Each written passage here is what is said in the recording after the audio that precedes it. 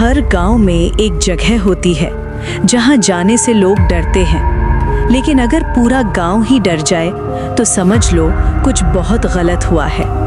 आज की कहानी है एक ऐसे गांव की जहां रात होते ही लोग अपने घरों के दरवाजे बंद कर लेते थे।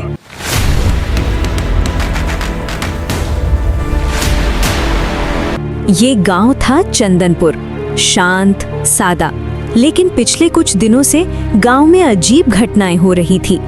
रात को गायब होती आवाजें, खेतों में जलती रोशनियां और सुबह किसी का न बोलना। भैया, कल रात फिर से किसी के रोने की आवाज आई थी और सुबह रामू दिखाई ही नहीं दिया। डर इतना बढ़ गया कि गांव में पंचायत बैठाई गई। कोई खेतों की तरफ रात को नहीं जाएगा। लेकिन सरपंच जी, अगर फिर कोई गायब हो गया तो भगवान का नाम लो और घर में रहो। उसी रात 3 गांव वाले चोरी छुपे खेतों की तरफ गए। अचानक एक पेड़ के नीचे उन्हें कुछ खड़ा दिखा।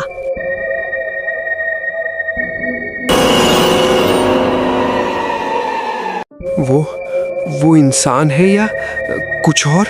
जैसे ही वो पास गए उन्हें समझ आया वो कोई और नहीं, रामू था। लेकिन उसका चेहरा खाली था, आंखें बिना पलक झपके घूर रही थी। रामू, तू ठीक है? अब मैं रामू नहीं हूँ। रामू की आवाज सुनते ही तीनों वहां से भागे। अगली सुबह पूरा गांव इकट्ठा था। रात को रामू मेरे घर आया था, लेकिन उसकी परछाई नहीं थी। ये गांव अब सुरक्षित नहीं रहा।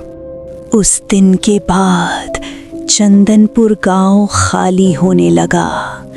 आज भी वहां घर खड़े हैं, लेकिन कोई रहता नहीं। और जो रात में उस गांव से गुजरता है वो कहता है, खेतों से आज भी एक आवाज आती है।